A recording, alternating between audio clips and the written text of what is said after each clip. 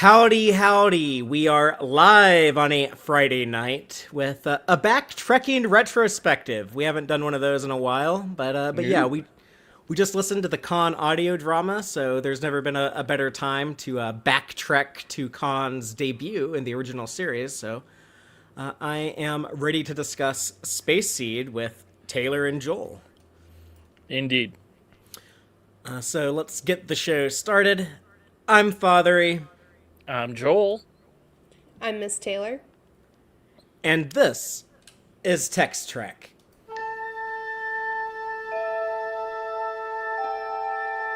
Engage.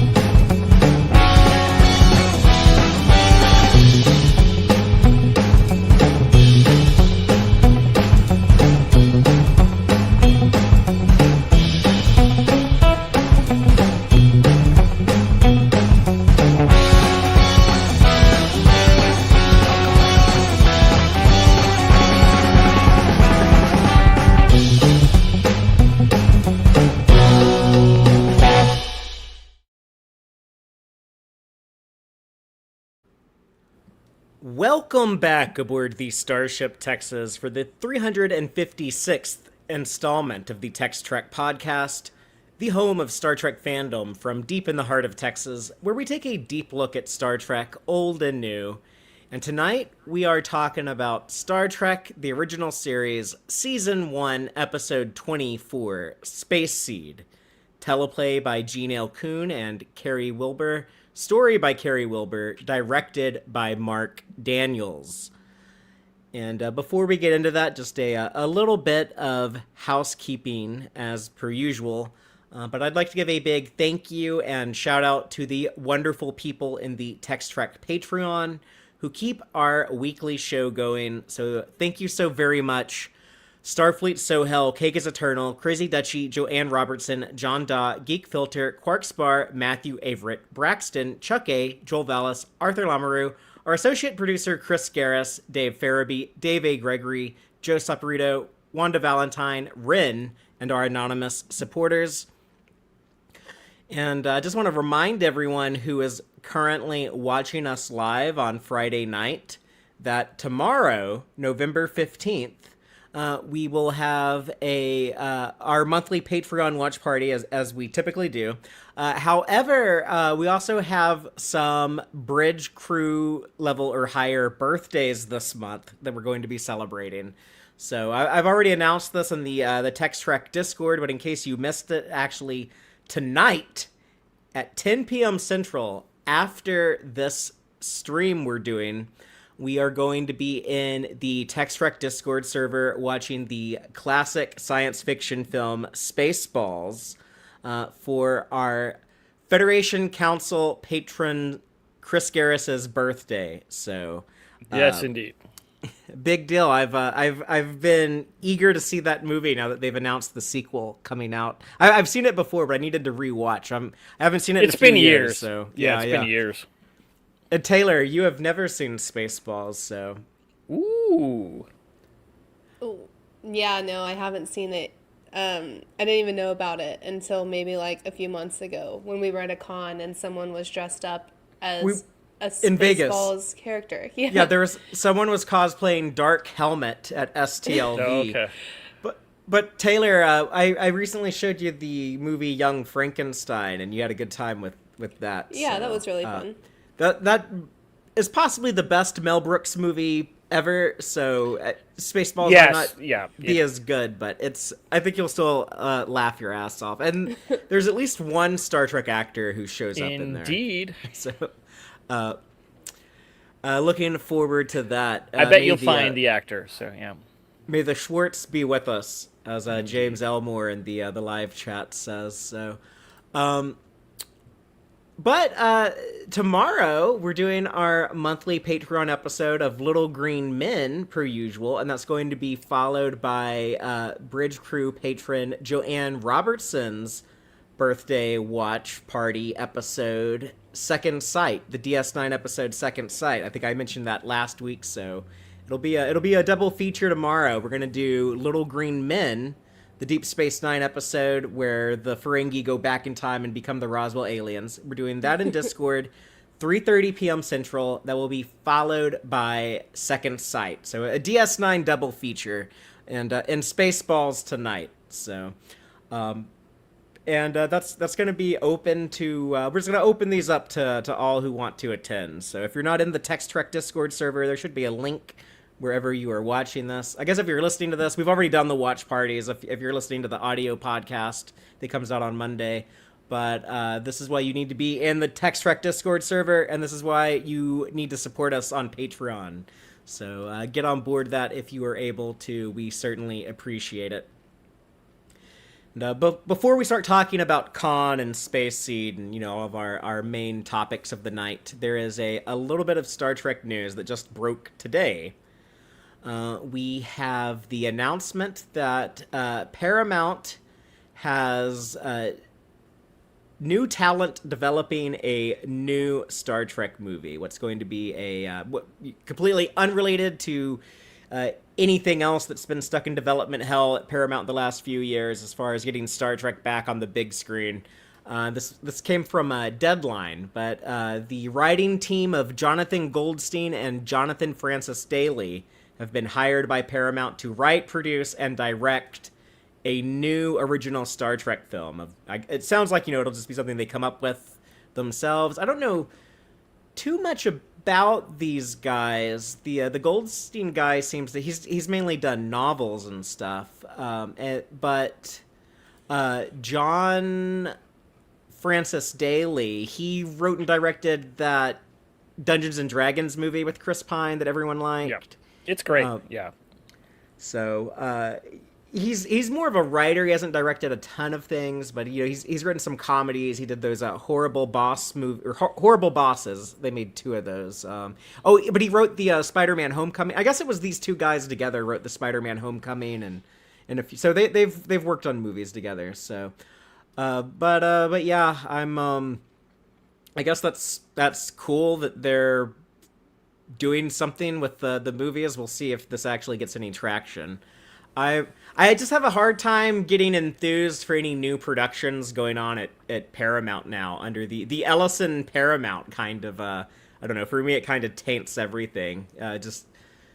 Some of the reports coming out of, how Skydance Paramount is operating, these things we're hearing about, like they're blacklisting actors who, are critical of Israel, how they've already turned CBS News into kind of a pro Benjamin Netanyahu, the war criminal wanted by the UN, and kind of a pro genocidal Israel news network, and it's in the process of becoming like a pro MAGA network as well. So it's kind of hard to, for me anyways, to be enthused for Paramount. And it seems like that's going to also be impacting their creative productions as well. So, but I don't know. Hopefully things get better before the next Star Trek movie comes out. Anyways. But moving on, though, I guess, I don't know, is there any other news to bring up this week? That was about it. Well, let's go ahead and talk about Space Seed. Indeed, yeah. Because, this episode, to me, I think it hits different after listening to Khan. Yeah, I think so. I'm just going to I certainly saw a bunch in a new light, yeah. I'm just going to quickly recap Space Seed by reading the official synopsis, and then I'll kind of expand on that with spoilers. The synopsis reads, "The Enterprise discovers an ancient spaceship carrying genetically enhanced supermen from late 20th century Earth and their enigmatic warlord leader, Khan Noonien Singh." And, the Enterprise, they find Khan floating around refrigerated for a couple centuries. They thaw him out. He decides to take over the Enterprise with all of his other augments. They are defeated because Kirk found a convenient pipe in engineering that's only in this one episode, and was able to beat up the genetically enhanced Superman, and came to kind of an agreement with him that maybe the best thing to do would be to just give him his own planet and just, let him conquer SETI Alpha 5, the savage world that he would tame and then build his own civilization. And surely that would work out just fine and dandy and not be a problem for anyone down the road. So, Taylor, would you like to give the first opening statement and just kind of say your broad thoughts on Space Seed before we get into our episode breakdown and run through the whole thing beat by beat? Sure. I think that the Khan audio drama really helped expand on Marla. And watching this back, it feels a little bit like she had a pretty big character development off screen between the end of this episode and the beginning of the audio drama. It's like they were trying to course correct a lot. And I do like what they did more with MacGyver's in the Khan audio drama. But some of this was almost a little bit more forgivable this time, like knowing how much Marla gets to lay into him later. But it was really hard to watch it the first time with there's some slapping and some really bad behavior, very toxic behavior from Khan, especially with Marla. So I think knowing more about Marla now, I feel a little bit less bad watching it because it's I know she gets to really tell him off later. but yeah, so I don't know. Other than that, I still really like this episode. I think Khan is still really kind of scary and creepy, and I love seeing a lot more Spock and Kirk kind of talking about, they kind of have a little bit of banter in this and some good stuff. So yeah, this is always a really fun episode to watch. But definitely think Marla has improved dramatically from this to the drama, the audio drama. Yeah, that's for sure fair to say. Joel, what about you? Give us your opening statement. Well, this is always one of my favorite overall Trek episodes. I mean, I loved it since I saw this before the 90s, so the upcoming war in the 90s was, I was nervous about that when I was 8. But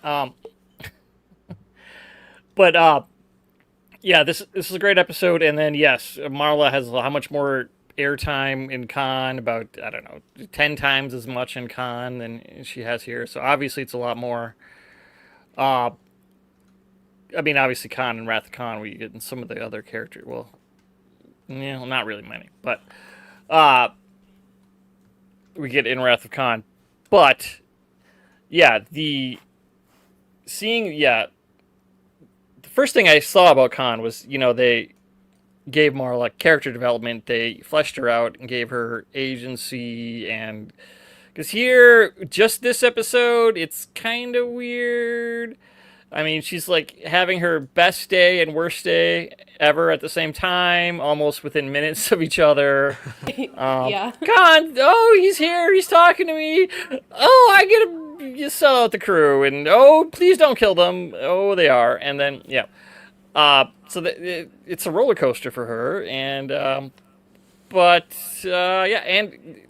they have a lot of outfits too. Mm-hmm. Watching it this time, I was just wow, Khan is 5, I think, and everyone else gets funky outfits for sleeping, and then they get just other outfits later for taking over the ship. That season 1 had the highest budget of all 3 years of the original series. This is an episode where you really get a sense of it, huh? Yeah. We'll get to my favorite outfit when it comes up, but.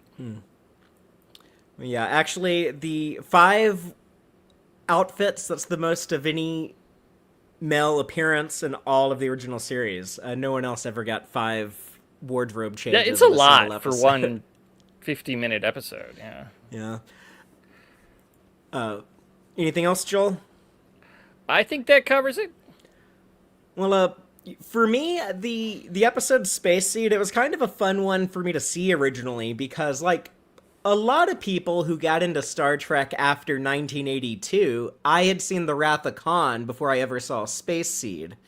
So, Joel, the exciting thing about that is the first time I ever saw this episode, it was actually in 1995.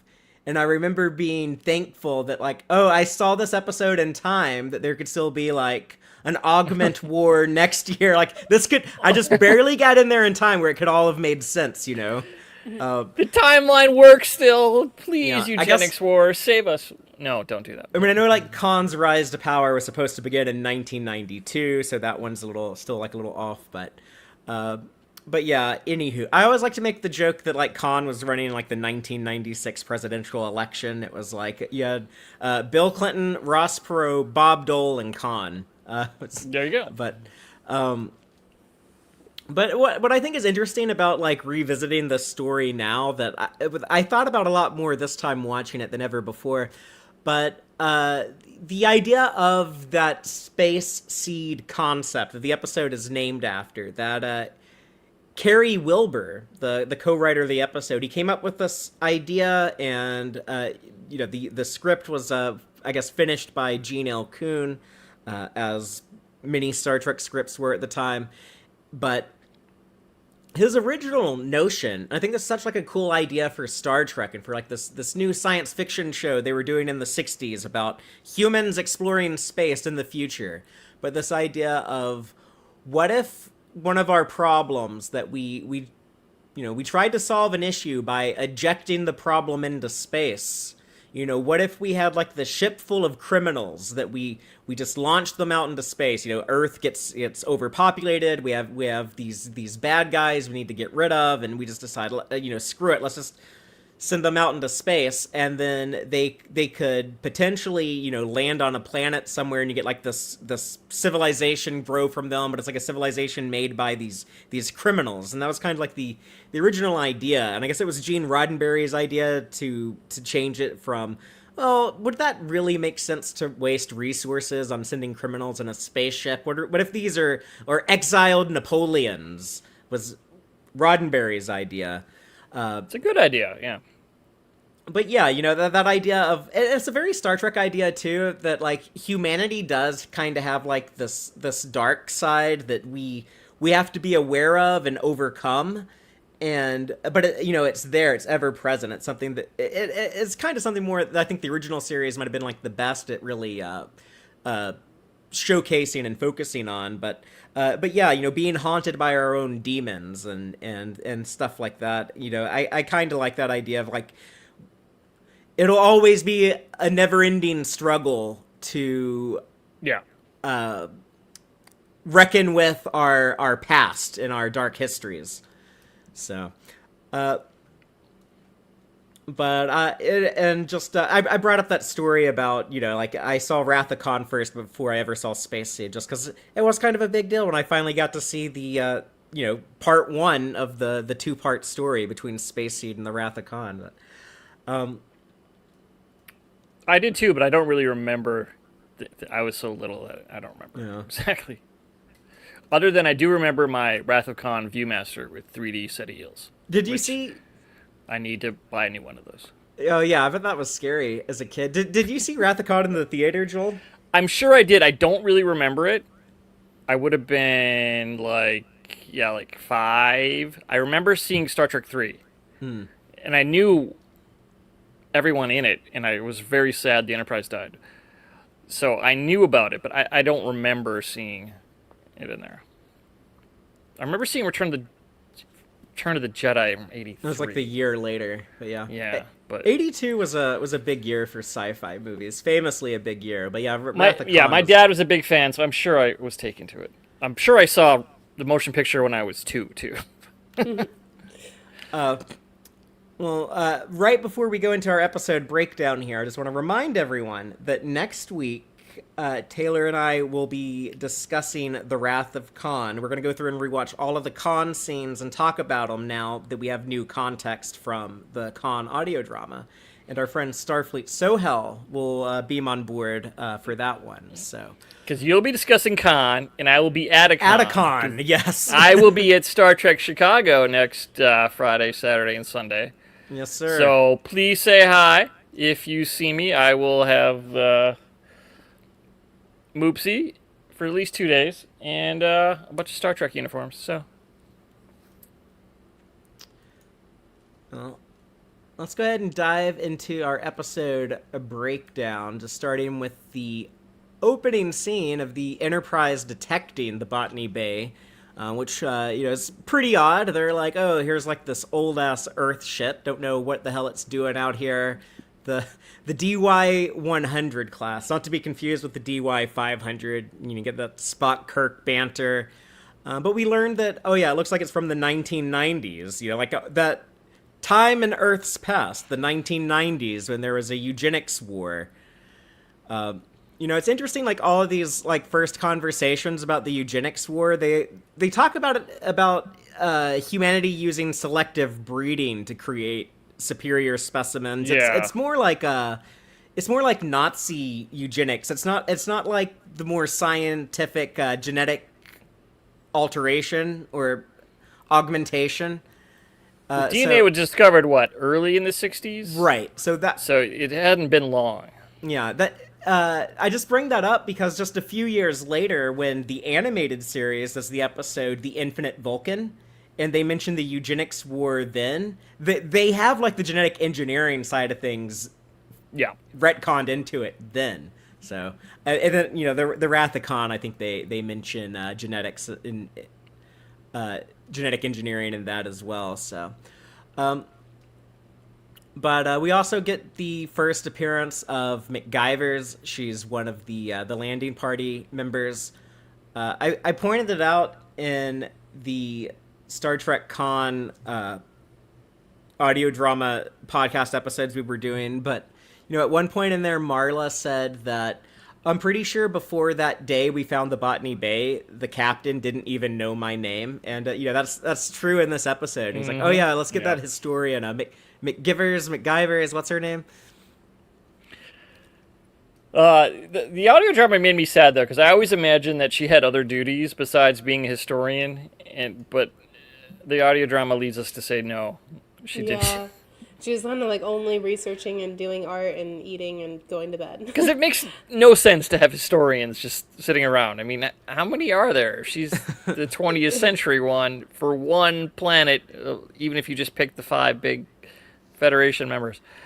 So I had always hoped that she was the historian, but she also worked in the lab somewhere. But apparently not. Right. I thought Instead, she just puts on her smock and paints. Kind of rude of Kirk in this. I couldn't tell if he meant it nicely or badly, but he says like, "Oh, it'll finally give that historian something to do for a change." Like that felt I think like he thinks it a waste of time. Yeah. Yeah, like it was like, oh, she never works around here. She can finally pull her weight. But also like big Starfleet making us take all these historians. Yeah, and if you it'd be think funny about if 200 of the crew are actually historians who aren't doing anything at any time. We just don't see them. Yeah, but if you think about it like in a nice way, you could be like, oh, I'm so excited to finally give her a job in her specialty. So I don't know yet if I feel like he meant it one way or the other. Or a little bit of both. Yeah. Jill is in the live audience is saying it sounded disrespectful, and I agree more with that. Yeah, it did come off badly.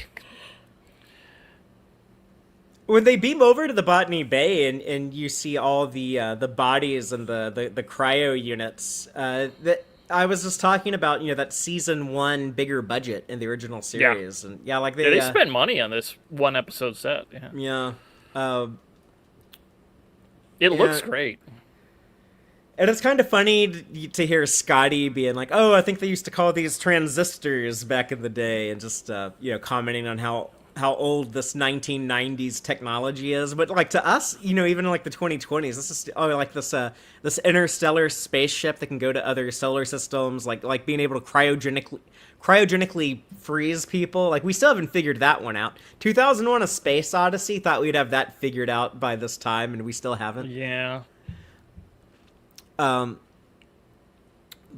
the saving of Khan when his cryo unit kind of malfunctions and Kirk makes the quick decision to shatter the glass and get him out because McCoy says he's gonna die if they don't. He only has a few seconds. I always think of that as like a crucial moment in Kirk's life. It's like everything that Khan does after this point is it's all because Kirk chose to save him. I mean, and why wouldn't he? That's a pretty But Kirk it's a thing to direct do. path to his son dying, Right. Yeah. which is terrible. Yeah, Taylor mentioned that to me the other day when we were talking about this episode. And, I'm like, well, maybe David, he's using proto-matter and the Genesis device. Like, maybe he would have, blown up on some planet eventually. But at least this way, though, Kirk triggering the events of the Wrath of Khan to happen several years after this. At least they had that moment at the end of Wrath of Khan where David is like, I'm proud to be your son. And so, at least they got to come together and heal their relationship a little bit before his son died. There's a silver lining in the dagger that's stabbing you. But there's 72 total sleepers on the ship that are still alive. 12 dead. Yeah, 30 women, 42 men. Yep. The ship named Botany Bay, so, kind of immediately Kirk is thinking, these might be criminals. That's a really weird name. It's very specific, yeah. That's an odd name for your ship if you're law-abiding citizens. But they have Khan in sickbay, and while he's recovering, Kirk and Spock kind of talk about, there were some genetically enhanced supermen. They never use the term augment in this, by the way. I don't know if people remember, but that was invented in Enterprise. Star Trek Enterprise was the first time they ever associated augments with the eugenics war in Star Trek. But Brent Spiner plays no one in this episode, just so you know. Yeah, that's another reason why you can tell it's before they knew what they were doing with this stuff. But they mentioned that there were 70 or 80 dudes that they just never found after the war. So, well, it's pretty good. They got them all here. So yeah. But who figured that out? Spock, not one of the historians. Yeah, I guess it is fair to say that the MacGyver's feels a little redundant on you. What did she really do other than say oh, he looks like he's from northern India and he's probably a fantastic warrior, which is a really weird and kind of a racist thing to say. I'm just gonna make an assumption based on how this guy looks, where he's from, and what he's like. And the Sikh are not a majority in northern India, I don't know. They're also, there, but he doesn't look like one at all because they all have turbans and beards. Yeah, so yeah. it is weird. That's. Do you feel like MacGyver's is what's the point of me being on board because Spock is just doing all this historian work anyway? He's overperforming. Yeah, and my headcanon is if you're a Starfleet historian, you have to do a year on a ship. And it's kind of useless. It's like being a TA or something, now in academia. But then you do that, and then you could be a historian for Starfleet somewhere. Because they serve no real purpose. Yeah, it's kind of weird that she's in a red uniform too. You would think history would fall under the sciences and be blue.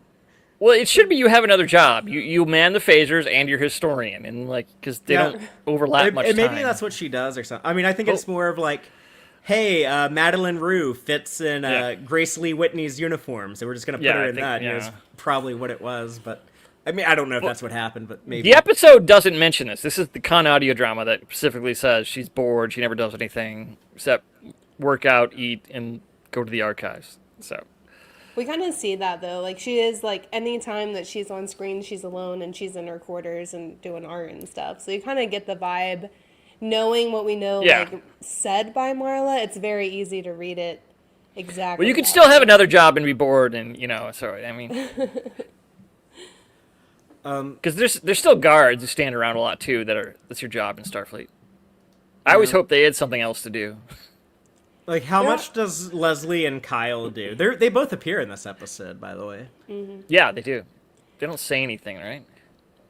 No, neither. I don't think either one has a line of dialogue, but they're here. Yeah. This is my favorite outfit of Khan's.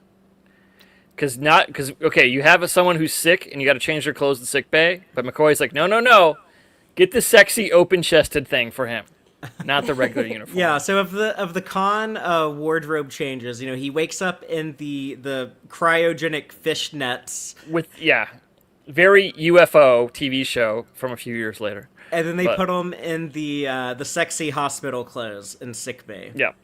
So we'll count the wardrobe changes, but so far we're at 2. But yeah, we have the scene in sickbay. Khan is still unconscious. McCoy is trying to get him back, and Kirk and McCoy are just standing over the bio bed, and McCoy says, "I think he's probably strong enough he could lift us both with one arm." So it's like that's strong AF. Those are big guns, yes. Yeah, just gonna casually throw up 300 or 400 pounds with one arm.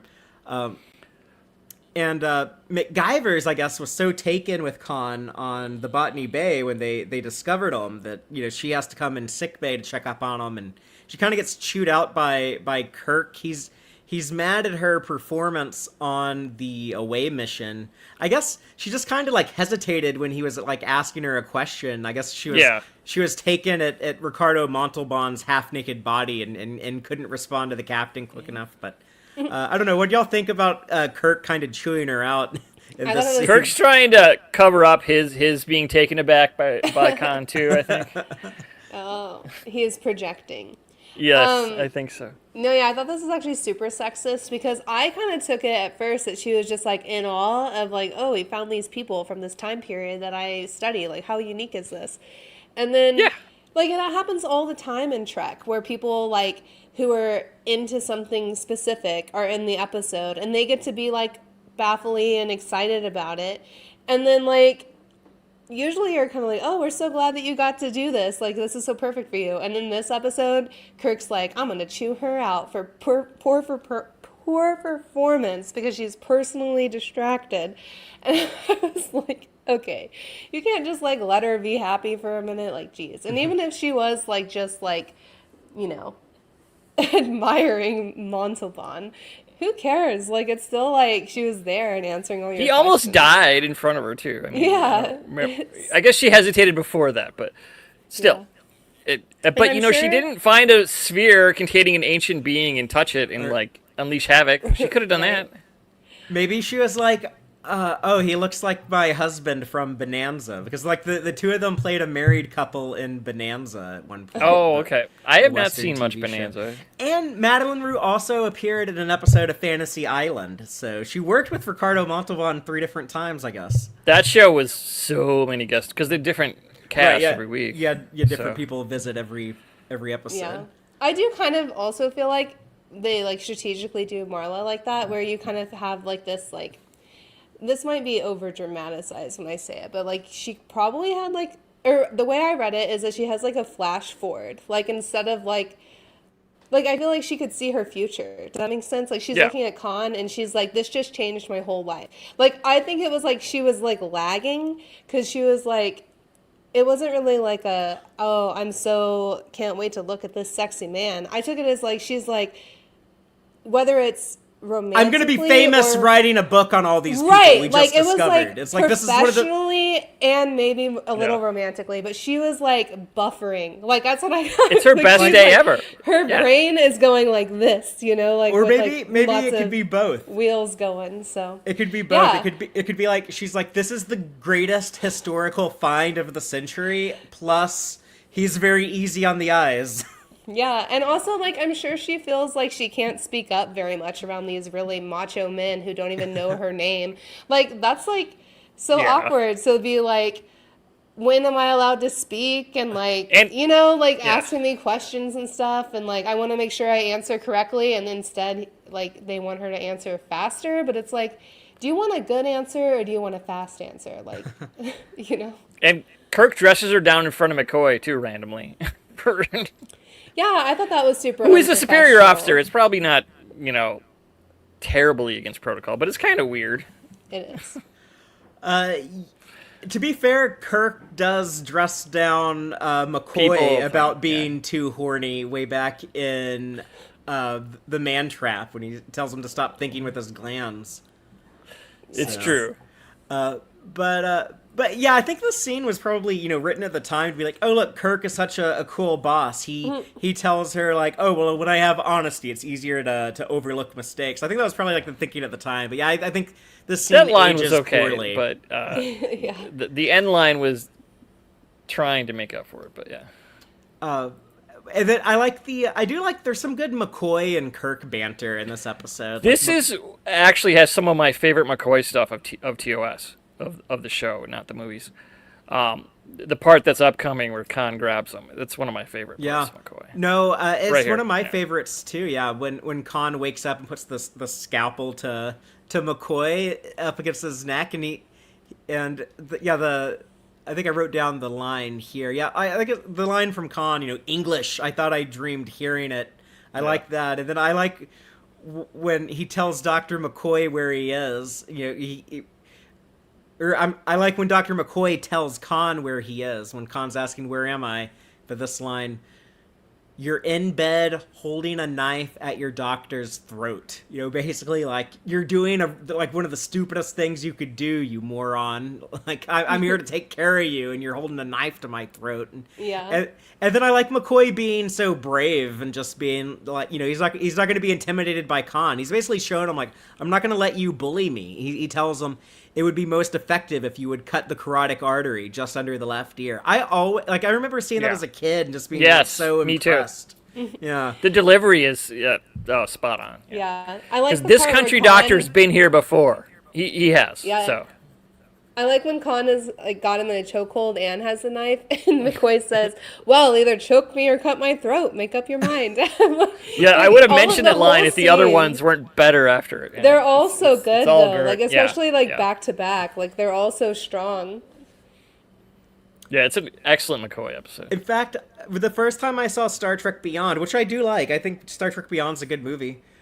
But I was kind of disappointed. There's a moment in there where Spock gets beamed to safety before McCoy, and there's some bad guy ships with their guns pointed at McCoy, and he's just he's yelling at them go ahead, you bastards, or something. However, Carl Urban did it, and I was like, you know what? I kind of wish that Carl Urban played that a bit more calm. McCoy was with Khan and Space Seed, and just been what are you gonna do? Shoot me or what? And you're gonna shoot me or just hover there? It was something a little bit more calm like that. But This feels like something that Mbenga would do too. I feel like Mbenga would be yeah. this level of calm.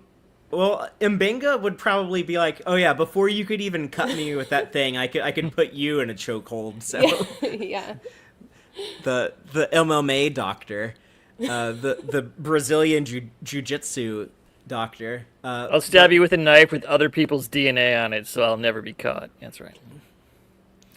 But yeah, Kirk is called down to sickbay because, as Dr. McCoy puts it, he has a patient with many questions. I love that line too. He repeats Khan's Yeah, statement. and- he's like there. You see how accommodating I'm being to you, you moron who threatened to kill me. So, yeah, I love how McCoy handled Khan. Well done. And good writing and a good performance and good direction from Marc Daniels. But when Kirk comes down to talk to Khan, the only thing Khan will give Kirk is his first name. He's oh, just Khan. This would be kind of like finding a weird sleeper ship, and you find some guy with a little mustache, and he's oh, my name is Adolf. Don't worry about the rest of my name. I'm just gonna give you my first name. You think there'd kind of be a red flag, right here, but. He's plotting. He wakes up and he hits the ground plotting. Yeah. Yeah, yeah, that's the ground plotting. That's good. And then I like whenever Kirk starts asking him, Khan just is I'm too fatigued. I can answer no more questions right now. You must forgive me, Captain. Oh yeah, whenever I don't want to talk to someone, I'm just gonna start doing that. I I suddenly become so fatigued. You must forgive me. Yeah. It is a good one. Yeah, it's such a weird thing. But he knows that it'll work with the Doctor if she says that. So He's like, the Doctor will be on my side. I think it's actually just funny. one of these... It's funny in here. I believe it's near this scene, if not this scene, where he asks for, like, the ship specs, basically. Yep. It's like, I want to catch up on all that shit that I missed for the last 200 years. I was a bit of a engineer in my day. Yeah, but I like the line, like, Kirk kind of is like, yeah, that's available to anyone. We are not really, like, we're not really worried about it or whatever. And then Khan says, you are very cooperative. And you just, like, if you, like, look at Kirk's face, he's so irritated by that. He's, like, mad about Khan saying that he's being cooperative. Like, it was so funny, though, because I know, like, Kirk is already like, well, what's he up to? You know, like, he's up to something. But, like, I don't know. In that scene, like, where Khan is just trying to, like, get that power over him and be like, yes, I've fooled you or whatever. You're being cooperative with me. I thought that was really funny. Like, Kirk's face is kind of twitches. Yeah. But they decide to like throw a big dinner to like welcome this guy. Like, oh, cool, we have like this dude from the 20th century. We're going to have like this I don't know, celebratory dinner to be like, hey, congratulations on waking up in the 23rd century. Hey, on a spaceship, you never know what kind of weird person you have to throw dinner for, or meet, Khan, Lincoln. It happens all the time. Yeah. So. But before they have their dinner party, Marla goes to sickbay and talks to Khan now that he's awake, and immediately, Khan is like terrible towards Marla as far as like he's like, oh, you're so beautiful, but it's like really dumb how you do your hair. You should do it this way that I like instead, and like he grabs her at one point by the mirror in sickbay, and because Khan really wanted to be a hairstylist, but he failed, so he had to conquer half the world. This stuff used to always kind of bother me, and I'd be kind of embarrassed to show this episode to people. I guess if... I'm not being super serious with this, but just allow me to be like a little silly. But it works a little better if you just think about this as like... Marla is like, this is almost kind of like a kink to her, is like these 20th century misogynist men. Like to her, like in the 23rd century, like things have gotten like so much better that like all of this toxic male behavior is not a thing anymore. And she's like, oh man, like, it used to be like dangerous to date men in the 20th century. Those guys were crazy back then. So they would just like put hands on women and grab them around and stuff like that. So I think maybe that's why she's like excited about this 20th century guy acting so terrible. But that's the only feel like that works. That's the only excuse I can think of. But I don't know. What do you think, Taylor? You're telling me that there's not grabby men who are still awful in the 23rd century? There's not supposed to be. Doubt it. The idea that we're better in the future. No, I have seen Kirk in the TOS episodes grab women, like whatever the fuck he wants, and like pull them and jerk them around. Like, what was the episode? And slap them. I mean, literally, this is 60s TV. What There's are so Little much Girls slapping. Made Of? He did that. Yeah. Like, so I feel like there's not like that. Like, she's still having to deal with this bullshit in the 23rd century, I'm going to tell you. But I think my little headcanon about it is that she's willingly doing what he wants because she's just observing him. And she's like, okay, well, I can't be that unsafe. Like, there's other people here and he's outnumbered. But, like, maybe she's kind of like, let's just see what he does. And, like, he's really freaking awful, though. So, I mean, the entertain me line is, oh, that makes me want to, like, throw up. And when he, like, starts taking down her hair, like, she's so visibly uncomfortable and I'm uncomfortable. And, like, what is it's so jackass? soft. I mean, it's just... Oh, I love your hair, except not like that. And also... talk to me, but don't talk to me. Stay or go. Like, he's like, it's that, like, hot and cold. Like, he's, like, milking for, like, he's, like, an avoidant, and she's, like, got anxious attachment. Like, he's betting that she has anxious attachment, and he's, like, making because this her... worked for him in Earth. This worked for him on Earth. Right. This whole, like, strategy of, like, make her feel uncomfortable and make her feel anxious and make her feel like she needs to perform for me and, like, like live up to my standards and whatever, and that the other scene is I think worse. Yeah. When they're in Marla's quarters. But and there's outfit change. Oh yeah. Khan gets his gold. This dinner looks a lot like evening. the Discovery Strange New Worlds one with the patterning. That's what I thought when I was watching it this time. It's not an actual symbol like in Strange New World, but it gives you that same kind of look with the shiny pattern. Yeah, it looks very modern in that it's so like detailed and looks good in Yeah. HD. Yeah, you know, unlike most of the wardrobe in the '60s, you know, they weren't thinking of people watching the stuff in 4K And needing to be able to cosplaying see all the details and stuff. Yeah. Cake is Eternal is saying that Marla's completely hypnotized by Khan, and there's a line from McCoy to Kirk about that when they're setting up for the dinner. McCoy tells Kirk that Khan has this magnetism, and you know, like MacGyver's might fall under his spell or whatever, which I guess was just there just to communicate to the audience about like, oh, watch what's about to happen. You know, you're kind of telegraphing that to the audience broadly, but. It is a bit of awkward dialogue. When they do But have it's the 60s, it's got to make sense if you're not watching it to kind of audio, yeah. Yeah. The scene where they're in her quarters right before the party, though, Khan points out that she has paintings of King Richard and Leif Erikson and Napoleon. So all bold men from the past does seem to be her specific focus. And then would they? Oh, but that is like the first time they kiss, though. Is they kiss before the dinner, so.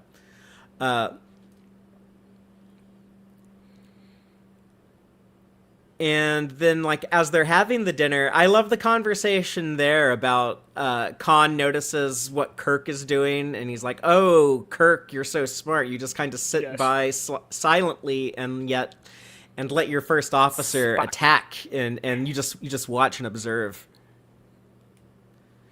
Don't forget, they have food cubes and the colored celery. So. Oh yeah, they have the celery, busting out the celery. Yeah, I like in this scene too where Kirk points out that Khan uses very tactile, like military terms for like everyday occasion things or whatever. Yeah. And then Khan retorts that, well, social occasions are warfare concealed. And I was like, that's so relatable. I always like that line. Yeah, that's a line that always stuck with me. Is that how you feel, Taylor? A lot of times at social events, I'll be the quiet one, believe it or not. As much as I talk on this show, sometimes I can be. But you know quiet. why? It's because Fathery is doing the warfare 3-dimensionally in that social occasion. Everyone else is doing it 2-dimensionally. Yeah, And that's why Fathery comes out on top. Taylor does the attacking for me. I'll let her do. Like when we went and had dinner with my dad. What was that, last night? I guess 2 nights ago, yeah. 2 nights ago. But like I let you do most of the talking, and I just sit there and observe. Yeah, but that's that warfare concealed, because like normally I'm not that talkative, but I felt like I had to perform and be very extra social and engaging. Did you wear a dress uniform? Probably. You know, speaking of the dress uniform, Scotty comes to the dinner, but he doesn't wear his kilt. Just the top, yeah, because Khan's not worth the kilt. No, That's Abraham an Lincoln. Abraham Lincoln, he'll get the kilt on for, but not Khan. Kirk almost wore a kilt for Lincoln. It's true. They're drinking blue drinks in this episode, and I've always thought that it was possibly From Romulan the ale. Saurian brandy bottle, though. Oh, But it doesn't seem to be Saurian brandy. Or I guess they could come in blue sometimes, but also like Andorian ale is also blue. Blue, yes, but there's not a bottle. Is there? Not in TOS, I don't think. No, yeah, Andorian ale wasn't invented until Enterprise, but yes, that's right. In universe, it would be a thing in this time. I mean, technically, Romulan ale hadn't been invented yet until the Wrath of Khan, so yeah, that's still a retcon. But during this conversation, you know, Spock kind of trolling at Khan to kind of like piss him off. You know, it does work. He eventually gets Khan to admit, you know, we offered the world order, but he's like, oh shit, did I say we? Well,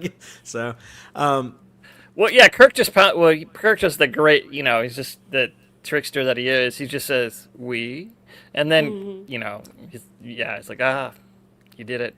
I love too how he gets up and he looks at the drink too, like he's kind of blaming the drink for his losing, because he can't. As we know in Khan and Wrath of Khan, you can't admit to being bested by someone who just happened to be born in Iowa or whatever. He's gonna blame it on the booze, which he barely drank, but. But yeah, I guess that Romulan L, it's like, well, we didn't have that shit back on Earth in the eugenics war, so it might not have been. They hadn't had that rule yet of no Romulan L during diplomacy. So. Oh yeah, that's a Star Trek 6 rule. So another Nicholas. Kirk Meyer will connection. eventually learn, but yeah, Khan just pulls like another one of those fatigued maneuvers. He's just like, oh, Captain, these questions, I'm so fatigued. It's just the drama queen maneuver. I must go back to my quarters. Alas, I am fatigued. Goodbye, all.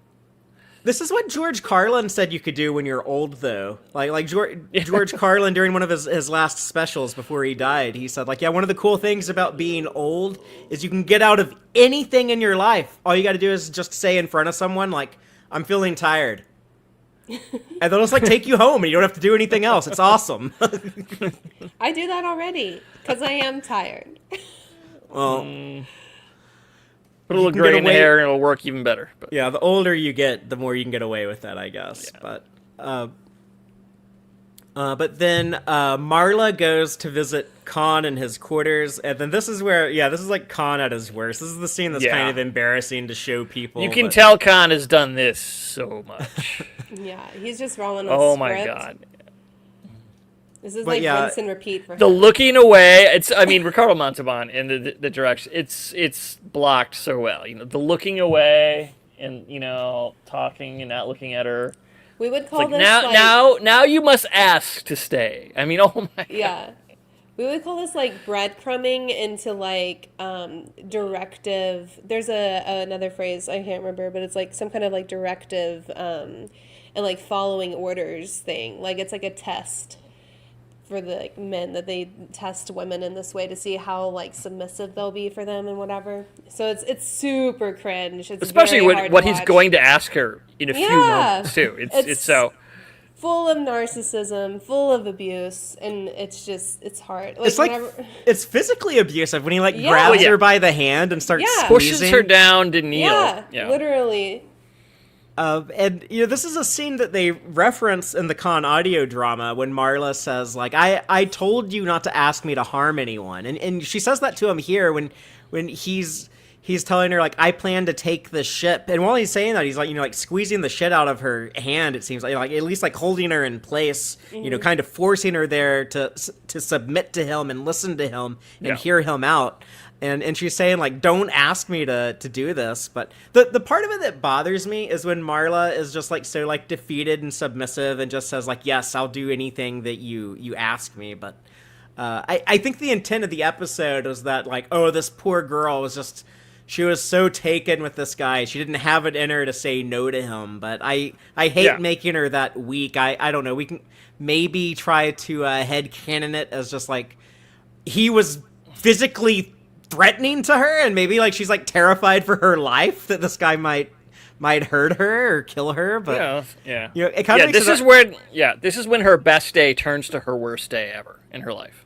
Is either the scene before or right here. This sort of slides into like, oh my god, I get to meet this guy from the 20th century.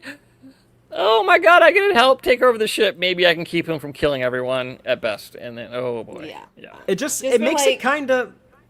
It's a tragedy.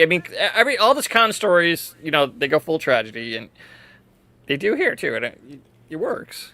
Yeah, just to make it clear to our audience who are dating men, please, if you meet someone like this, do not date them. Delete their number, block them. Even if they're from the 20th century. Yeah, if they're doing this kind of shit to you, it's a no. Okay.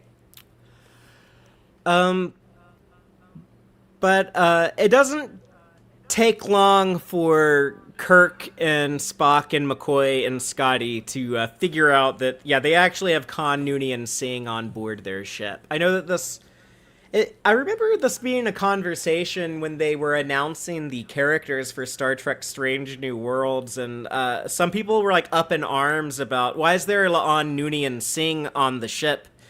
People didn't know about Khan in space. I don't know what the complaint was. It's like, yeah, like, no, Khan was always like a famous historical figure. Everyone his knew picture about wasn't him. well known. They didn't immediately recognize his picture. Yeah, they didn't But- recognize his face, but I mean, like, if But the I don't name, know, like yeah. if Leif Erikson, use a character who's in this, Yeah. a historical figure in this episode, like if Leif Erikson, walked into your house right now, would you like know exactly by looking at his face who it is? Like, oh, this is this I live in famous Minnesota. Probably historical half figure. the people here look like Leif Erikson. Yeah, yeah, you live in Viking country, but. Yeah.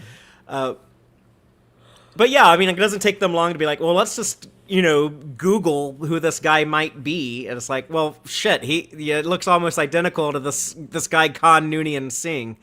So, yeah, I never understood that complaint about Strange New Worlds. I think it was just people misremembering Space Seed. Now, I can get the complaint of it's very weird that Kirk and Spock, both of whom Yeah. had a pretty intimate connection with La'an, and then in Space Seed they're not like, oh, like remember that girl that we both had a thing with back when Pike was the captain of the ship? It's this is like her great grandfather.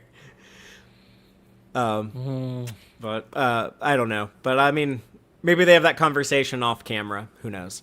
But I like this conversation where they're talking about, like, oh, of all those 1990s Earth rulers, he was the one I liked the most, and Spock being kind of taken aback with the Earth boys romanticizing this Napoleonic figure in history.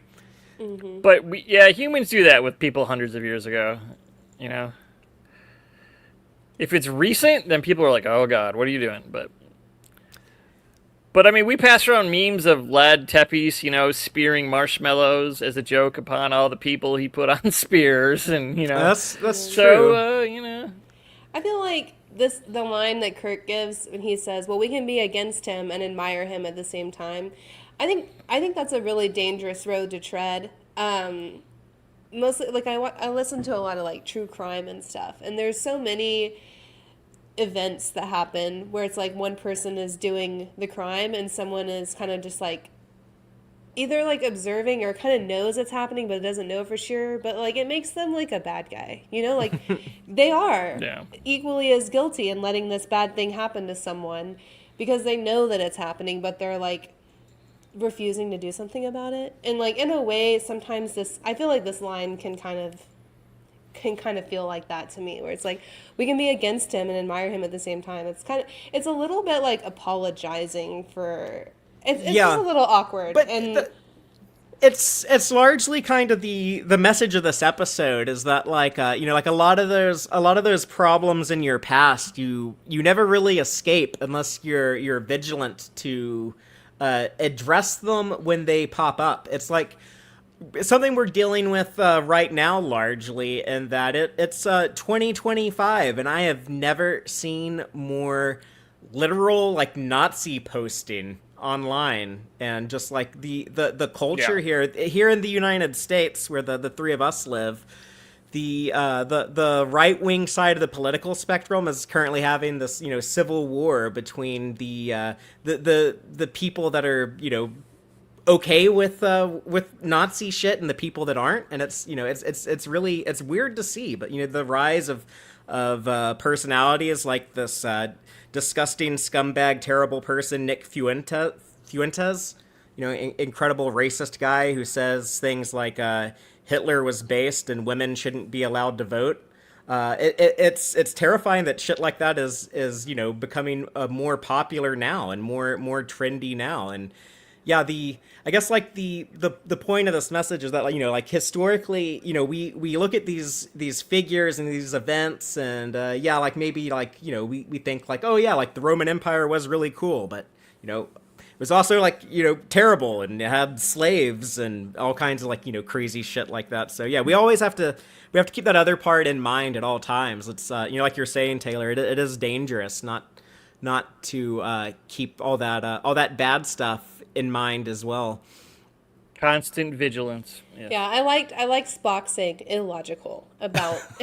He was like Kirk is like, oh, we can admire him and be against him, and Spock is like immediately no. Like, But this is an old fuck thing. that. There's actually a word for it.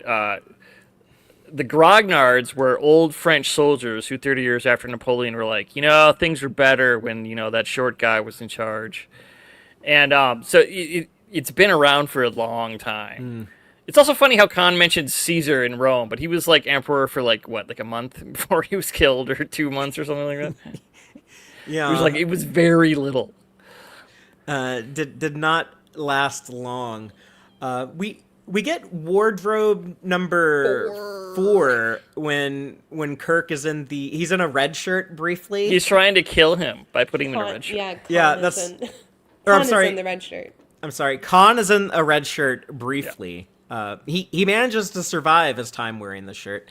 We kind of get, I guess, the red jumpsuit that he wears later. That's what he's wearing, like, in the picture from the eugenics war that's on, I guess, on like his Wikipedia page in the Enterprise computer. You don't see, it's just like the shoulders up. So. But yeah, I guess those are like his eugenics war clothes that he had back on the botany When you're bay, going to do some eugenicizing, you put on the red jumpsuit. It's because it hides the blood better. But Kirk confines. You got that Khan, from the podcast of the true crime. That's right. Kirk confines Khan to quarters because he's like, okay, yeah, this guy is a war criminal from Earth's past. We can't have him running around. Do loose. we arrest him? I don't know. Starbase 12 can deal with him. Yeah, that was the plan. They're just like, okay, we'll just take him and the botany bay that we're towing with our tractor beam full of all these other sleeping augments. We're just going to take everyone to Starbase 12, fill out some paperwork, let them deal with it, and we'll go on to our next adventure for the next episode. But instead, Khan escapes his quarters with his superhuman strength. I guess the guy, strength too, not just arms, but fingers. the guy's strong enough to lift McCoy and Kirk with one arm. Maybe you should have put like a extra lock on the door or something. Right? But yeah, he opens the door, knocks out the guard, and Marla helps him take over the transporter room from Kyle and beam over to get their augments. So we get the Khan takeover of the ship, but on the botany bay, he's able to put on his eugenics war red jumpsuit. These, I wonder how hard it would be to make these. Maybe it'd be fun if we had like a You group. could buy coveralls in various colors. So. Yeah. If we had like a group, we could do like the red jumpsuit You cosplay. just have to put the little gold and then make they have a belt, I think. I'll do the cryogenic fishnet clothes, and then I want like an entourage around me in the red jumpsuits. Okay, father in the bikini and the net. Okay, gotcha. Excellent. I'll get a jumpsuit. And I'll do I can do that. But of all the augments that he wakes up, one of them named Joaquin. I guess the only one with speaking lines, but he'll be a big character in the audio drama. So I don't know. Did the Joaquin scenes hit differently for y'all after listening to the audio drama? I did know that there was a Joaquin in the episode. Does it stand out now? Like when Khan like says Joaquin by name, or you like, oh yeah, I know about that guy. He's gonna get stabbed by a boar and die. Mm-hmm.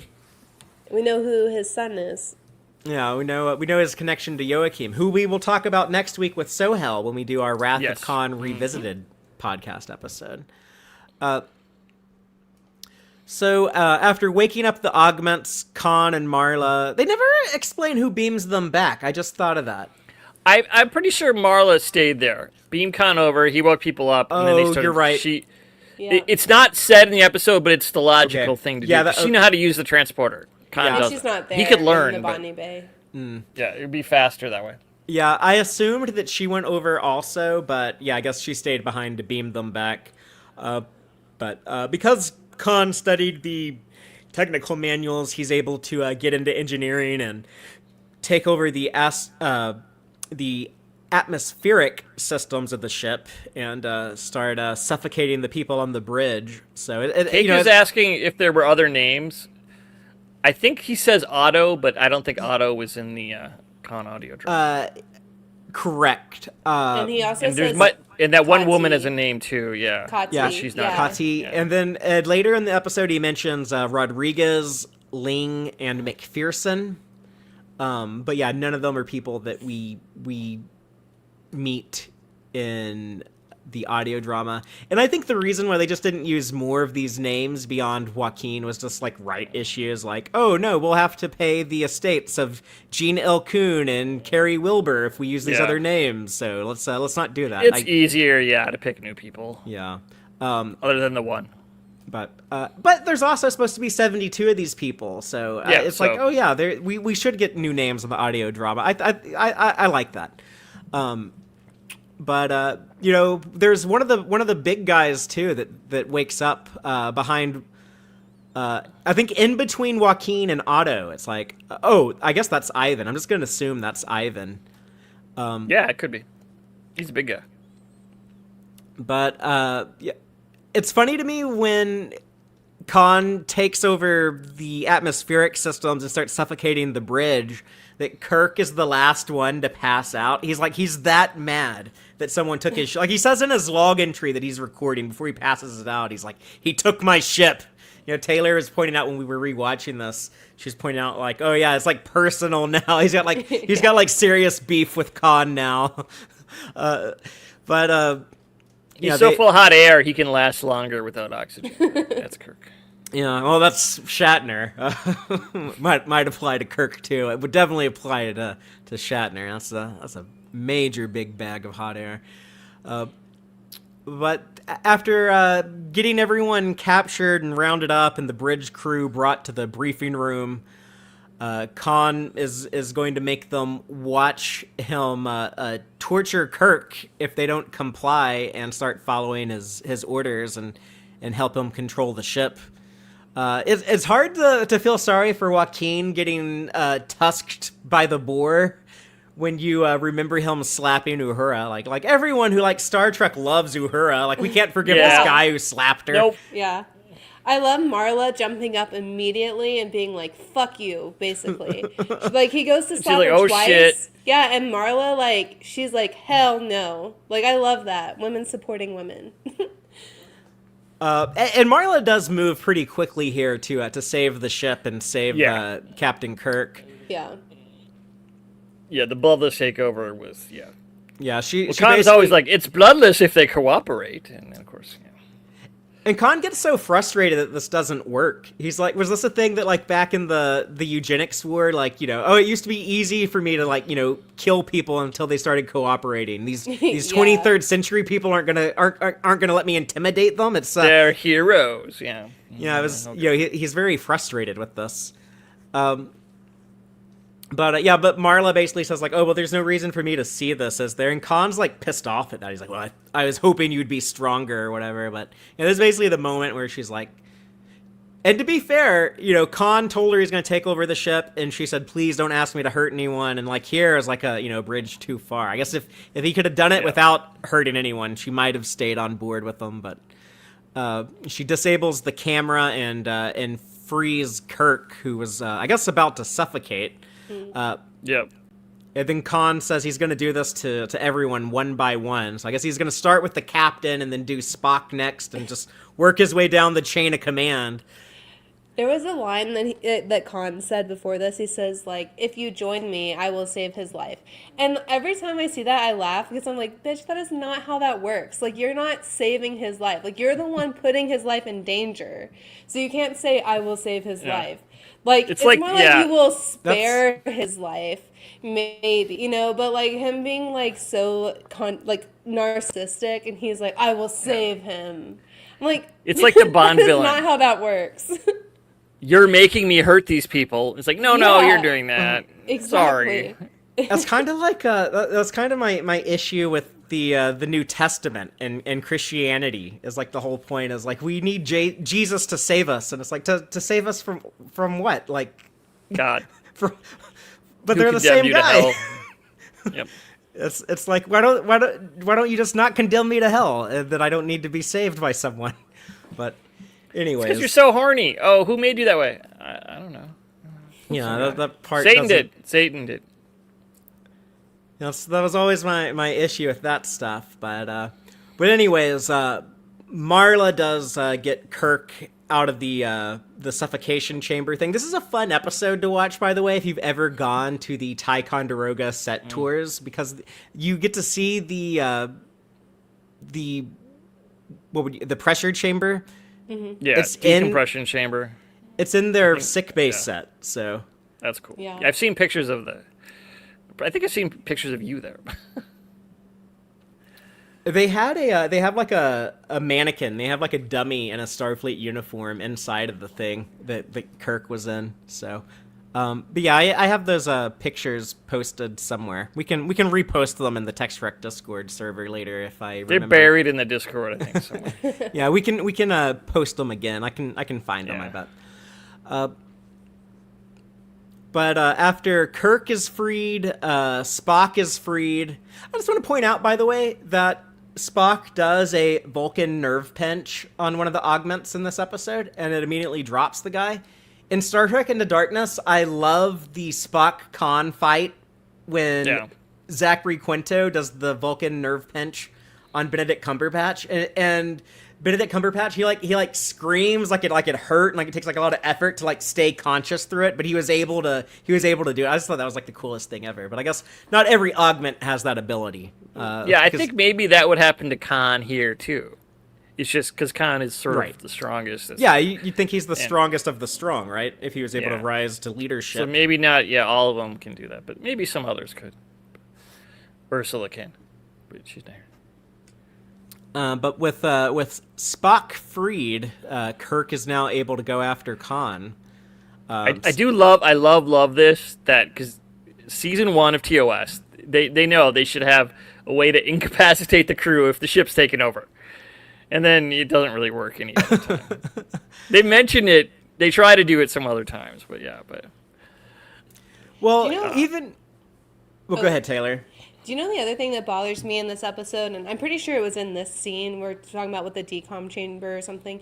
But this episode is a huge reminder to IT people out there that your permission group should have a principle of least privilege in place because not everyone. Let's run it all as root. Yeah, not everyone should probably have access to your spaceship specs and like all of the, I don't know, like there's some things that like happen in this episode where I'm like, that person should not be able to do that. Like that's out of their scope.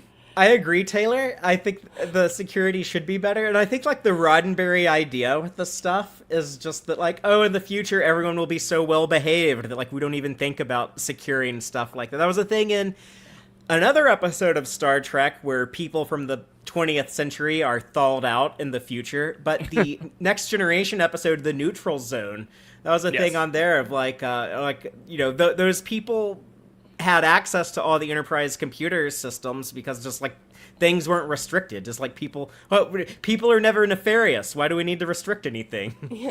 But it's so weird to me because if you're thinking like, oh, we're on a space mission to meet a bunch of aliens, like, what if some assholes come on board? They're not going to have the same ethics as you. They have the gas. They have the gas. Yeah, it's like that means it's okay if. It's okay if they act up. We'll place. just spray the. Yeah, but Taylor, that takes so much work to like go on the computer and set all that stuff. But there's we have all this workaround. perfectly good gas to keep around that we can just deploy whenever we need to. So there's a workaround. They have really good security. It's just that Khan found Chekhov in the corridors and made him tell him all the passwords.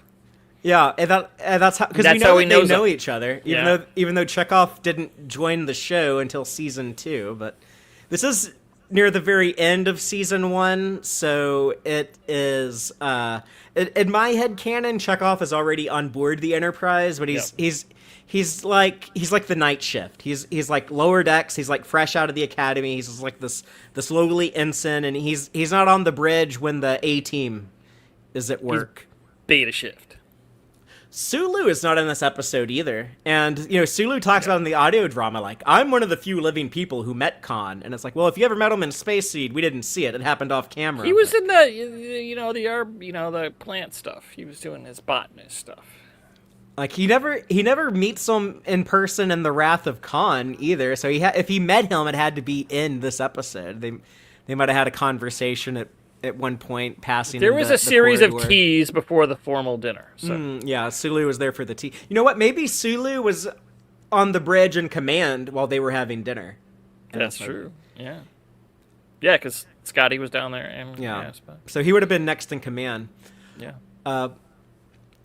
But when the gas is triggered, I love Ricardo Montalban running out of the briefing room with he pinches his nose. He's got like he knows immediately when he sees like that cloud come out of the ceiling. He's got his nose covered and he books it. He is hauling ass. He's doing some augment super speed getting out of there. My favorite thing is Scotty here. Because he sees the gas and he leaves. But before he does, he doesn't need to. He makes sure he punches an augment. He's not even in his way. He just turns around and goes back a few steps, punches an augment, and leaves. He's like, you son of a Scotty bitch. Scotty's classy. Y'all went down into my engineering and fucked with my ship. You're like, you know how many weeks it'll take me to repair the atmospheric systems? Like, I got to think of a new password now. No. I ran out of cats. I don't know what to name. We get the big boss fight in engineering. And, Khan destroys the phaser in front of Kirk. It's kind of a cool, showy move. Like, he does it, like slowly in front of him. Yep. He's like, this is what I'm about to do to you. This is your skull. Yeah. And I don't know what... He's so threatening. He's so dramatic. Like... He's a drama queen. Yeah, she's a total drama queen. He's genetically bred to be a drama queen. It's a pretty big fight. It goes on for a couple minutes, but what do y'all think about it? Some famously bad body doubling with the stunt. Well, it looked okay on a CRTV that was 12 inches wide in the 60s. And no ability to rewind it. It's like, oh, maybe I'll see it again in a few years if the show gets picked up in syndication. But it's very obvious now. I watched once on Paramount Plus, and I watched the Blu-ray. The rest. Old and new effects. There's not much difference in the effects. It's mostly just the botany bag. Yeah, the ship shots. I think the screen in Med when he's looking at the specs is different too, but that's about it.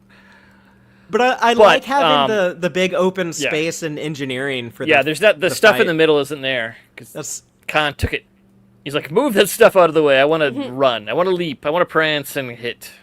Yeah, they took the stuff in the middle off of the floor, but they added these little pipe things that Kirk is able to use as a weapon that never appear in any other episode before or after this. That's because Kirk is like, these are really deadly weapons, and we have people down here all the time. We should really remove these. We can remove useless items that could be weapons, but we're not going to add permission privileges for viewing any of our important information. They got stinky gas. That's what they got too. It knocks you out and smells bad. That was their upgrade. It wasn't very good, but in my notes, I have an unclear note, so I'm going to pitch it out to you guys to jog my memory. But I have it in quotations: "Set your ship to explode," and then Khan laughs, and I was like, "Is that when Kirk finally?" Khan's overloading the engines. He's like, I am now all in on this fight. Like, if he wasn't already all in before, now he's like extra pissed. Now he's got more reason. It was kind of unnecessary. It was like a backup plan for Khan. It was just like, well, if things go south, everyone dies in a really big explosion. So it kind of foreshadows the end of the Wrath of Khan, though, because when he's defeated there, he's like, well, fine, I'll just blow us all up. If I can't win, nobody's going to, basically. Because he dies thinking he's killed Kirk. Yeah. He dies victorious in his mind, for sure. Yeah, like as we talked about in the audio drama, he's so deluded. He has a big victory at the end of the audio drama, saving Callie. Spoilers if you hadn't listened to the audio drama. Y'all are supposed to do that before you watched us talk about this. But what have you been doing for the past 2 months? Yes. And then in the Wrath of Khan, he dies thinking that he won, and instead of like, no, you lost, you stupid asshole, and you caused all this trouble for no reason at all. Anyways, y'all have any other thoughts on the big boss fight and Kirk retaking the ship? No, I don't think so. Happy Kirk with his little club. An know what easy you call prop it. to make. It's just like a gray tube with a kind of an interesting end on one end. But yeah, maybe You we'll can make make it out of foam. Yeah, we could make these for a convention, Joel, and then kind of like chase Yeah. each other. We could like play fight with them, and it wouldn't actually hurt if we hit each other with Yeah, them. yeah, you can make those out That'd of be foam fun. pretty easy. So, something to consider. We got our ending. We have the little court martial With the bell. thing, which Yeah. it's kind of weird that they would be this ceremonious about it's kind of weird that Kirk has the authority to do something with, this level of like ramification and finality to it, basically get to determine the fate of these 72 people. But it's kind of the old school idea that the original series had. It was like, it'll be like the British Navy when they were like out at sea. They could if they Years needed- away from contact. Yeah, I mean, Yeah, that was yeah. the. If you're years away from contact, then like you could have trials where like the captain was the judge, and they kind of do something similar with Measure of a Man in the Next Generation. Like if you think about like the legal procedures there, okay, it kind of doesn't make sense that that's how we would resolve things by just like giving these Starfleet officers this level of authority. But I guess when you need like a satisfying ending to your story, it's an easy way to come about that. But It is very Horatio Hornblower of them, like Gene was inspired by. So. yeah, very Horatio Hornblower. Which Nicholas Meyer, when he came in to do the Wrath of Khan, that's the thing that he recognized immediately. He's like, oh, I've never watched the Star Trek show before, but like it's very Hornblower. I know that. I've read those books. I understand this world. I guess this is the scene that establishes Khan's love of literature, though, because we get like the Milton reference here. So Nicholas Meyer really ran He with picked that up, Yeah, and which is great. I mean, and Marla is given the choice. This would be the end of her Starfleet career, probably like the end of her civil life. Largely, she would. I guess she'd be on that penal colony in New Zealand that later Tom Paris hangs around it. Yeah, she'd be in some serious trouble, I think. Have to do some rehabilitation. But she chooses to stay with Khan, I think, partly because, like, she says in the audio drama even, like, she says, like, like, the reason why I wanted to stay is because, like, this was such, like, a historical opportunity. So I do, going back and rewatching this now, I do really appreciate the audio drama expanding. They did a great job. Her character, yeah. It makes her easier to like going back. There's still like some stuff. Like I hate that moment of like when she's like, "Okay, I'll do whatever you want," and she's like in tears and stuff. Like she just seems like so weak and pathetic and. Like, like I said, like it's embarrassing to show that to people. You got to be like, well, it's back in the '60s. This is how they made things back then, but. The audio drama, as I've said a few times now on the show, but I think it did for Marla McGivers what Strange New Worlds did for Christine Chapel. Yeah, a great update to the '60s character. And because it is the original series, and they have to make Kirk the smartest, brightest boy who knows everything. They have Scotty be like, Milton, y'all were talking about Milton. It's a shame for a good Scotsman to admit it, but I'm not current on my Milton. And then Kirk is like, oh yeah, the old quote, it's better to rule in hell than serve in heaven. And Khan going to go tame this savage planet is, I guess, going to be ruling in hell. Turns out to be a lot more hellish than everyone would have thought. I like the way that Kirk challenges him. Like, he's like, can you tame a world? Like, he's like, go redirect all of this energy to this thing. Like, he's yeah, because before he's like, we're going to find a colony and we're going to rule them. And then... Yeah. But Kirk's like, no, try doing it from scratch. Yeah, there you go. Yeah, he's like, y'all have way too much energy to extend, so here's a whole world to go wreak havoc on. Like leave this all to you guys. Like, I'll give you a bunch of seeds you can sow. It'll keep you busy. Yeah. But it is interesting. The audio drama has Khan state that Kirk must have been terrified of us. He was so scared we would escape this planet. It's the reason he feared us, that he abandoned us here. And I'm thinking, like, maybe there is a tiny bit of truth to that. Maybe Kirk did think, like, if I bring these people back to Starbase 12, they could easily escape again. Like, maybe He will charm someone with that many people. Yeah. Or take Starbase 12, and then what?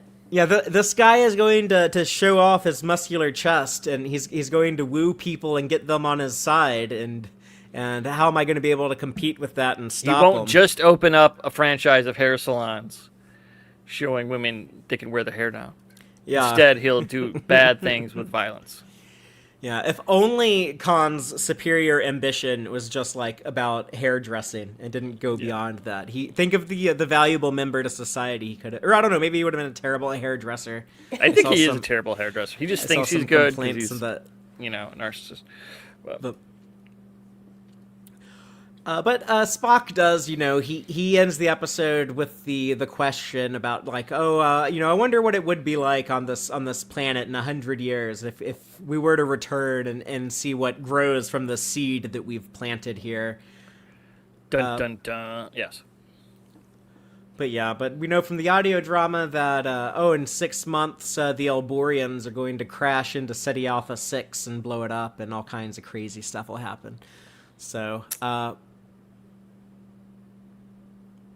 Anything else on the episode? I think we covered it. That was all my notes. It goes up to there. Yeah, I'm good. World to win, an empire to build. He's even saying that here. It's not just the audio. Yeah. I did like that. And the audio drama, it does take more from Space Seed than the Wrath of Khan. Yeah, it's not just a prequel. It's definitely a sequel to Space Seed. Yeah, I almost kind of want to, re-listen to it at some point in the future. I don't know, like, kind of work that into my Star Trek rewatch going from They're very the original short. So series yeah, to I listened to many of the episodes more than once, but that was the same week they aired. I did that. So I need to download all of those. Like, I need to like rip the audio off of YouTube or something because someday, you can just like, get podcast programs that do it. Like, I downloaded them all. I don't want the for mine. commercials though. I don't want like the ads. Mine doesn't have commercials. Okay, cool. And I don't have I have a open source, podcast thing, and you just that's where I download Tex-Trek when I want it. And it's the same thing. You could just download the audio, and there's no commercials. I thought there was going to be, because some podcasts put them in the actual audio. Yeah. When they're big enough, like a lot of the sponsored ones. That's what I assumed the they Paramount Plus podcast would do. But okay, that's good to know, because I want to have I want to have all of these saved in a folder somewhere in case Paramount does decide to take it down someday. It's like, well, I'll still have it. So if that ever happens, people reach out to me. I'll be able to hook you up with Star Trek COD in the future. But yeah, of the three, I guess I think Space Seed might be the weakest, but I love it for giving us Khan and Ricardo Montalban's performance, because let's be real, the main reason why this guy came back is because of Montalban, and I'm really glad, because the Wrath of Khan, largely considered the best Star Trek movie ever. And I thought the audio drama was way better than it had any right to be. So, but if it wasn't for them really hitting it out of the park with the casting for Khan, I think it wouldn't have had, the character wouldn't have had the legs that he had. So, a lot of credit to Ricardo Montalban, and that goes back to the season 1 episode Space Seed. But if that's all the thoughts we have on the episode, I can go ahead and go into the Gorn Egg section of the show, where I like to point out some of the Easter eggs and jokes and continuity connections in the episode. Starting with the Botany Bay herself, a DY-100 ship. Kirk mentions it's similar to the old DY-500. He actually mistook it for a DY-500, and you kind of get that dick measuring contest between Kirk and Spock about who knows Yeah. ship profiles better, I guess. I imagine the DY 500 looks the same, but it has a racing stripe. So yeah. The DY 500 looks pretty similar. It's a little different. We see it in the Next Generation a couple times, but it shows up as an Okudagram on the Enterprise computers. Okay. So, and Spock mentions the eugenics wars being in the 1990s. He calls it the last of the world wars, kind of, combining the eugenics wars with World War III. No one else in Star Trek would do that again until Strange New Worlds, when Strange New Worlds kind of set the record straight with, you had the Second American Civil War. Looks like that is sadly very possible. But then that would lead into the eugenics war. Yeah. And then that leads into World War III. So Yeah. And we Which also strangely kills way less people than I always thought. We also know from Strange New Worlds that all that was supposed to start happening in 1992. That's what Sarah the Romulan said. And Tomorrow, the time-traveling Romulan who came to Canada to stop Khan, because that would have, I guess, stopped the Earth from eventually forming the Federation. But yeah, she said all that stuff was supposed to start happening in 1992. That was when Khan originally, I guess, took over Asia and the Middle East, and then because of these changes to the timeline, those events have been delayed. And that's how we can explain that the eugenics wars haven't happened yet, even though it's already 2025 in real life. It can be a separate timeline, Trek. It doesn't need to be ours. I like Star Trek being our future, though. To me, I think for a long time, yes, but at this point, we you can't do this forever. Yeah, it's going to be really awkward in the 2060s when the Vulcans don't show up at Bozeman. But I'm thinking that's going to be like the end of my life. So having to figure out the continuity past that is, Surprise! It's Khan in 2060. Maybe that'll happen. He escapes and he seduces a Vulcan. Yeah, it's terrible. Well, if anyone was going to do it, it would be someone with the Ricardo Montalban chest, which will also be heavily focused next week in the Wrath of Khan when we talk about that. Also in this episode, Dr. McCoy is worried about using the transporter. He says, "I signed aboard the ship to practice medicine, not to have my atoms scattered back and forth across space by this gadget." Similar to some lines of dialogue we get in Star Trek The Motion Picture.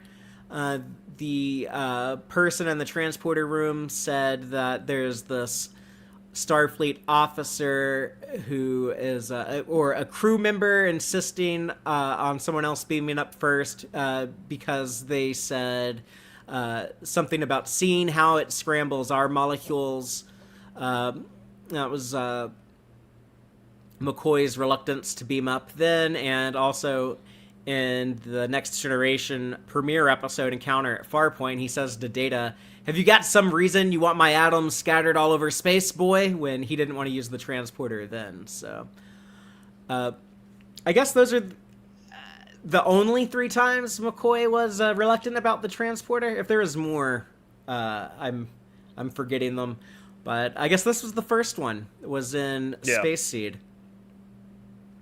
Also a first for this episode, it is the first time Starbase 12 is ever mentioned. And Starbase 12 actually comes up a lot in the original series and The Next Generation, as well as Discovery and Strange New Worlds. Interestingly enough, Starbase 12 was mentioned in that episode, Power Play, where O'Brien and Troy and someone else gets possessed by aliens from the 22nd century. And they mentioned there being a Starbase 12 as far back as 2167. So I was like, oh man, like they built 12 starbases pretty fast right after Archer and the NX-01 had like their first mission. It's like, oh, by 2167, that's just, 16 years after the beginning of Star Trek Enterprise? And in 16 years, y'all build 12 starbases. I guess it makes sense. They might have needed them more at first, too. Well, yeah, and there's also like... For resupplies. And there's a Romulan war, and like when you build the Federation, it's probably, like the Tellarites have a base that can be Starbase 3, and the Vulcans have Starbases 4 and 5, and the Andorians have 6, and you kind of kind of build on pretty quickly like that. But just kind of an interesting, if they make that Star Trek United show that Mike Sussman wants to make, something you could explain in there. Like, oh yeah, we built all of our star bases really fast. But and I mentioned the augments that we get names for in this episode: Kati, Otto, Rodriguez, Ling, and McPherson. But no mention of anyone from the audio drama except for Joaquin. But yes. I think the guy standing in between Joaquin and Otto, this big guy putting his hands together, I think that's Ivan. And it would kind of make sense he's standing next to Joaquin, because like Joaquin is like Khan's second in command, and then Ivan is third in command. So they're like lined up in rank order, I guess. Maybe that's the order that Khan thawed them out. That's the order they lift tanks in. So yeah, it's like yeah. The Babylonian tigers are more like kittens. And that's all I got on the Gorn eggs. But y'all heard us talk about this episode for over an hour, so you know what Taylor, Joel, and I think about it. We would love to hear your thoughts. If you want to leave us a comment on YouTube or Spotify, or reply to my post on social media, as I frequently post and ask people if they have any thoughts on a certain topic. You can always reply there, or join the Tex-Trek Discord server I mentioned earlier. Links wherever you are watching or listening to us right now. And you can talk to us over there in the Discord server. But we'd love to get your thoughts. We love receiving subspace transmissions, as we call them. We have some responses we got from last week when we were talking about the Star Trek KAHN finale. And on YouTube, Dave A. Gregory said, "Fantastic night, loved KAHN, and for the latest and greatest interview with Kirsten Beyer via Trek Movie, I appreciate that this is being treated as canon. We need more creative projects like this." And yes, that was something that we weren't sure when Star Trek KAHN premiered. I actually remember seeing an interview with Kirsten Beyer, who's kind of like basically like the showrunner of the audio drama. But there was an interview with her, and she was like, "I don't know if it will be treated as canon. That is a decision above my pay grade." But I guess she asked and got clarification, and yes, she has now said in that interview with Trek Movie, go check it out, but she said that yes, it is being treated as canon. Any other show or movie in development right now, the plan is they will treat these events as canon, and it is possible for other things that happen in the audio drama to be referenced. So, like, who knows? Maybe we'll see Dr. Lear someday, or at least, like, hear about it. I think it'd be, like, a fun little... Or Elborians. Just yeah, Elborians. Doesn't have to be those, just because there's a whole planet full of them, right? So. I think it might be fun if you needed to have, like a historical report on, on the computer screen or something. You could always put, like, by Dr. Rosalind Lear or something like that, would be, like, that's an easy way for, like, the graphics department to sneak in Academy's already doing that in the trailers and stuff, so, yeah. Yeah. Maybe they'll mention her there, for all we know. Could be. Also on YouTube, Opinions No One Cares About says, "Khan freaking out and smashing the radio was a real Romeo. Should have waited a minute before drinking the poison moment." And yeah, more of that Khan tragedy. Over on Discord, Wanda Elm says, "Of course, we had all figured out that Lear was actually Kali, but I was still impressed with the concluding events that really fill in the gaps. The gaps between the Khan of Space Seed and the Khan in the Wrath of Khan. I will look at Wrath of Khan with a more informed perspective on the backstory. Excellent storytelling." And yeah, Wanda Elm, I'm looking forward to revisiting the Wrath of Khan next week. And Ms. Rad in Discord also says, "Gornegg, Voyager the Raven callback, or call forward." Yeah, there is a similar structure, I guess, to Star Trek KAHN and that Voyager episode, The Raven. But the idea in that, it's a very similar final scene, in The Raven, when 7 of 9 goes back to her parents' ship, The Raven, and is talking about, like, "Oh yeah, I was like a little kid here, and all this bad stuff happened with the Borg." And, it's kind of the same thing of, like, Kali going back to SETI Alpha 5 and talking about, like, her childhood. So I didn't pick up on that, Ms. Rad, so thanks for pointing that out. Yeah. I think that's going to do it for our show tonight. But if you're watching us live on Friday, you need to go to the Tex-Trek Discord server. In a little over an hour at 10 p.m. Central, we're going to watch Spaceballs, the Mel Brooks sci-fi classic. So please come join us over there. And tomorrow we will have Little Green Men. I just posted it in the chat. That's the link to the Tex-Trek Discord. Thanks. Yeah, Little Green Men and Second Sight from Deep Space Nine tomorrow. And then come back Friday. We'll be live talking about The Wrath of Khan with Starfleet Sohel. So a lot of cool, exciting things coming up. Looking forward to enjoying all this Trekkie goodness with all of my Trekkie friends. And until next time, as always, live long and prosper, y'all.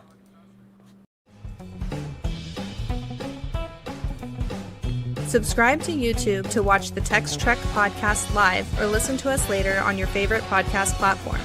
Follow Stephen Fothery on socials at TXTrek. Thank you and take care.